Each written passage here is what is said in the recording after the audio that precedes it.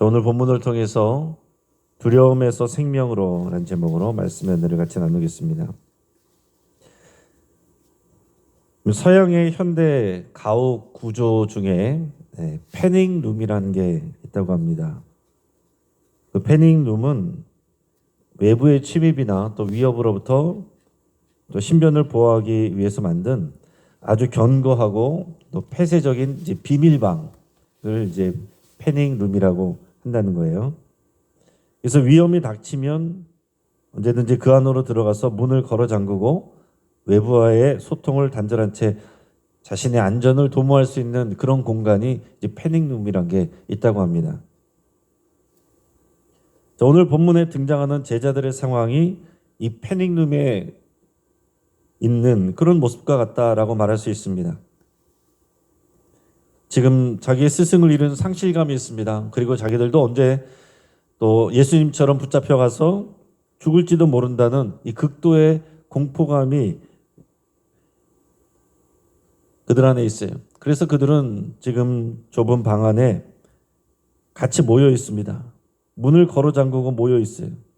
오늘 19절에 보면 유대인들을 두려워하여 모인 곳의 문들을 닫았더니 라고 기록하고 있습니다. 하지만 역설적이게도 그들을 지켜줄 것 같았던 이 닫힌 문, 또 이 패닉룸과 같은 좁은 공간은 동시에 그들을 절망 속에 가두는 감옥이 되고 말았습니다. 그 안을 벗어나지 못하는 거죠. 오늘 우리는 이 닫힌 문을 뚫고 찾아오시는 우리 부활의 주님을 통해서 우리 인생의 닫힌 문이 어떻게 열리고 새로운 생명을 얻게 되는지 우리 함께 나누고자 합니다. 자, 두려움에 떨면서 문을 걸어 잠근 제자들 앞에 부활하신 예수님께서 예고 없이 갑자기 나타나십니다. 이거는 우리의 상식적인 생각으로는 이해할 수 없는 부분이죠.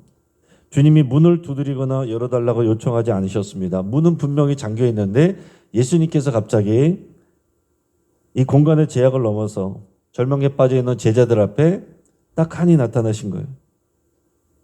자, 물론 베드로와 요한의 증거를 통해서 예수님의 부활을 소식을 들은 그 제자들 가운데서는 그것을 정말 예수님이 부활하셨다는 걸 믿는 제자들도 있었을 겁니다. 그러나 대부분의 제자들은 확신하지 못하고 있었어요. 정말 과연 설마 그런 반신반의하는 분위기 속에서 여전히 집 안에 모여 있었다는 얘기입니다. 이 집은 부활을 아직 확신하지 못한 이 제자들의 또 두려워하고 절망하고 그들의 안전을 추구하는 그런 공간이에요. 자, 부활하신 예수님께서 이들에게 하신 말씀이 그 반증이라고 할 수가 있겠습니다. 오늘 20장 또 19절 말씀을 같이 한번 읽겠습니다. 이날 곧 안식 후 첫날 저녁 때에 제자들이 유대인들을 두려워하여 모인 곳의 문들을 닫았더니 예수께서 오사 가운데 서서 이르시되 너에게 평강이 있을지어다. 아멘. 이게 기본적인 인사말이긴 하지만은 지금 제자들의 상황이 전혀 평강하지 않고 있었다는 사실이에요. 염려와 두려움 가운데 있었다는 사실입니다. 근데 마치 폭풍과 몰아치는 바다 가운데서 갑자기 바람이 멈추고 파도가 잔잔해지는 것과 같은 그런 주님의 평강을 예수님께서 선포하고 계시는 거예요. 너에게 평강이 있을지어다. 이 주님이 주시는 진정한 평화입니다. 여러분, 주님이 우리에게 주시는 평화는 세상이 줄 수 있는 것과 다릅니다. 우리는 문제가 해결돼야 주님의 평화를 누리지만은 주님께서 우리에게 말씀하시는 것은 지금 이 상황에서 우리가 주 안에서 누릴 수 있는 평강을 말씀하고 계신 거예요. 여러분, 오늘날 우리도 각자의 닫힌 문에 그 안에서 살고 있는 그런 부분들이 있어요. 실패에 대한 두려움, 또 관계에 또 상처에 대한 두려움, 또 아픔, 또 미래와 또 이 현실에 대한 불안. 이것으로 인해서 우리가 마음의 문을 걸어 잠그고 또 숨어 지내는 그런 때가 있습니다. 그래서 우리는 이렇게 생각하죠. 사람들은 나를 이해하지 못할 거야. 나는 다시 일어설 수 없어. 라는 생각으로 우리의 마음의 문을 걸어 잠그고 살아가는 사람들이 많이 있습니다. 우리가 또 그럴 때가 있어요. 근데 오늘 말씀에서 비춰보면 우리가 문을 걸어 잠그고 있는데 우리 주님께서 그 마음 한가운데로 들어오셔서 말씀을 하시는 거예요. 너에게 평강이 있을지어다. 이제 그만 떨고 평안하라 말씀하시는 거예요. 그러니까 주님이 말씀하시는 평강은 내가 만들어내는 것이 아닙니다. 내 곁에 계신 주님을 인식할 때 시작되는 평강이에요. 주님이 내 안에 계십니다. 내가 주님 안에 있습니다. 이 고백으로 정말 믿음을 가질 때에 또 시작되는 평강이다라는 얘기예요. 오늘 예수님의 이 인사 말씀이 오늘 우리 각자의 가슴과 심령과 우리 삶 가운데 그대로 평강의 열매로 맺어질 수 있길 바랍니다. 그러고 나서 중간에 보면 이제 의심 많은 도마 이야기가 나옵니다. 이때는 안식 후 첫날, 그러니까 예수님이 부활하신 날이죠. 근데 예수님이 제자들에게 나타나셨을 때 마침 도마가 그 자리에 없었습니다. 그리고 다른 동료들이 다 예수님이 살아나셨다. 예수님이 우리를 만나러 오셨다. 그렇게 얘기했음에도 불구하고 도마는 어떻게 말합니까? 내가 직접 만져보지 않고는 믿지 않겠다. 이렇게 확고한 증거를 요구했어요. 그럼 많은 사람들이 도마를 불신앙의 아이콘으로 이렇게 봅니다. 그러나 사실 이 도마의 의심은 정직한 갈망이다. 이렇게 볼 수도 있어요. 나도 당신들이 만난 그 주님을 정말로 직접 만나고 싶다. 정말 그분의 손과 발을 만지고 장자국 난 그 허리를 만지고 주님이 정말 부활하셨는지 나도 믿고 싶다. 나도 확신하고 싶다. 그런 간절함의 역설적인 표현일 수 있다라는 사실입니다. 오늘 본문의 24절에서 27절까지 말씀 같이 읽겠습니다. 12 제자 중에 하나로서 디두모라고 불리는 도마는 예수께서 오셨을 때에 함께 있지 아니한지라. 다른 제자들이 그에게 이르되 우리가 주를 보았노라 하니 도마가 이르되 내가 그의 손에 못자국을 보며 내 손가락을 그 못자국에 넣으며 내 손을 그 옆구리에 넣어 보지 않고는 믿지 아니하겠노라 하니라. 8해를 지나서 제자들이 다시 집안에 있을 때에 도마도 함께 있고 문들이 닫혔는데 예수께서 오사 가운데 서서 이르시되 너희에게 평강이 있을지어다 하시고 도마에게 이르시되 네 손가락을 이리 내밀어 내 손을 보고 네 손을 내밀어 내 옆구리에 넣어보라. 그리하여 믿음 없는 자가 되지 말고 믿는 자가 되라. 아멘. 오늘 성경에 보면 예수님께서 8일 뒤에 또 나타나셨다라고 그랬어요. 근데 이때는 도마를 위해서 오셨습니다. 제자들에게 다른 말 하지 아니하시고 도마 한 사람을 바라보시면서 도마에게 직접 말씀하시는 거예요. 너의 손을 들어서 못자국 난 내 손을 만져보고 창자국 난 내 허리에 손을 집어넣어보라. 손가락을 집어넣어보라. 그렇게 말씀합니다. 자, 의심이라는 것은 믿음의 반대말일 수 있지만은 오히려 의심은 더 깊은 확신이라는 목적지에 도달하기 위해서 반드시 건너야 될 징검다리가 될 수 있어요. 그러니까 우리가 이런 믿음으로 곧바로 가지 못하고 의심하고 있는 사람들을 믿음이 없다, 또 완고하다 그렇게 생각할 수도 있지만은 사실은 그런 의심을 통해서 믿음으로 가는 사람들은요 더 확실하게 믿을 수 있습니다. 그러니까 덮어놓고 믿는 것보다 내가 정말 의심하고 내가 확신함으로 나가는 그거는 굉장히 중요한 일이다라는 얘기예요. 주님은 도마에 의심하는 것을 꾸짖지 않으셨습니다. 그리고 주님이 하신 것은 뭐냐면 그 의심을 확신으로 바꿔주셨어요. 도마는 결국 뭐라고 고백합니까? 28절, 29절 같이 있습니다. 도마가 대답하여 이르되 나의 주님이시요 나의 하나님이시다. 예수께서 이르시되 너는 나를 본고로 믿느냐? 보지 못하고 믿는 자들은 복되도다 하시니라. 아멘. 나의 주님, 나의 하나님. 결국 이 믿음의 고백에 이르게 된 거예요. 예수님은 이 고백을 원하셨고 도마는 자기의 의심하는 단계를 건너가서 이제 부활하신 주님을 직접 보고 나의 주, 나의 하나님 이 고백을 합니다. 이 고백 앞에 더 이상의 의심은 있을 수가 없는 거죠. 의심을 지난 확신은요, 더 분명한 믿음을 갖게 합니다. 여러분 혹시 우리 중에 신앙의 회의나 삶의 모순 때문에 고민하는 분이 계십니까? 그 의심을 가지고 여러분 주님 앞에 정직하게 서시길 바랍니다. 내가 믿는 척하지 않고 오히려 나의 의심을 주님 앞에 있는 그대로 드러내시길 바라요. 주님이 기꺼이 주님의 상처를 내어주시고 또 우리들을 만나주십니다. 저도 목회를 하면서 보면은요, 믿지 못할 부분들이 있고 못 믿겠으면 그걸 그대로 얘기해 주시는 게 좋아요. 그래야 이제 거기에 대해서 말씀을 하는데 믿는 것처럼 있으면은 믿는 줄 알고 그 다음 얘기를 하는 거거든요.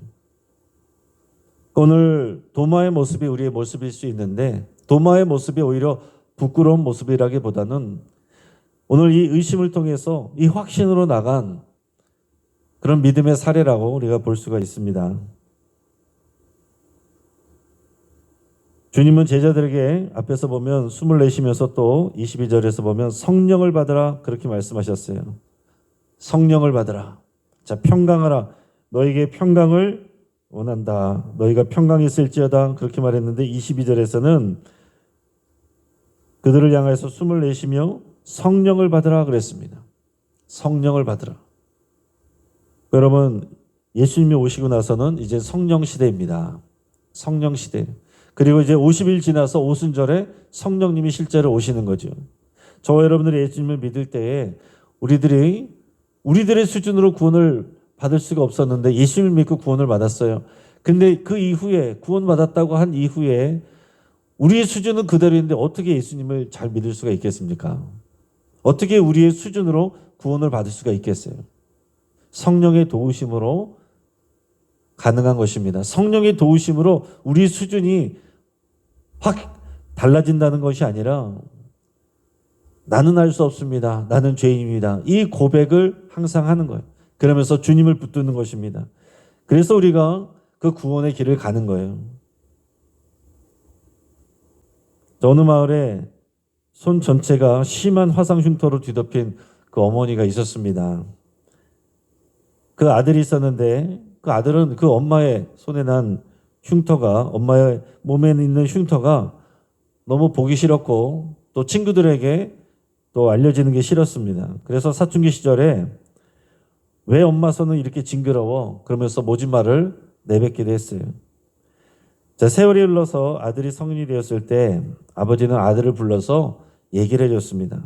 그 흉터에 얽힌 비밀을 얘기해 줬는데 아들이 갓난아기였을 때에 집에 큰 불이 났고 이 엄마는 불길 속으로 뛰어들어서 이불로 아들을 감싸 안고서는 빠져나왔다는 거예요. 그 과정에서 이 아들은 털끝 하나 다치지 않을 수 있었고요. 그러나 아들을 감싸진 어머니 손은 형체를 알아볼 수 없을 정도로 화상을 입었다는 것입니다. 이 사실을 알게 된 다음에 이제 아들은 어머니의 손을 붙잡고 이제 통곡을 합니다. 그 전까지는 징그러운 흉터로만 보였던 그 손이 그 상황을 알고 그 엄마의 사랑을 알고 나서 보니까 나를 살린 가장 아름다운 사랑의 흔적으로 보이기 시작했다는 것이죠. 여러분, 예수님의 십자가 죽음은요, 우리가 믿음을 갖기 전에는 흉측한 일입니다. 유대인들에게는 저주가 되는 것이고 이방인 사람들, 헬라 철학을 공부한 사람들이 볼 때는 우스꽝스러운 이야기. 오늘 이 시대에도 마찬가지입니다. 오늘 이 시대에도 예수님의 십자가 이야기를 사람들이 일반적으로 들을 때는 말도 안 되는 소리, 우스꽝스러운 소리 이렇게 받아들이는 경우들이 많습니다.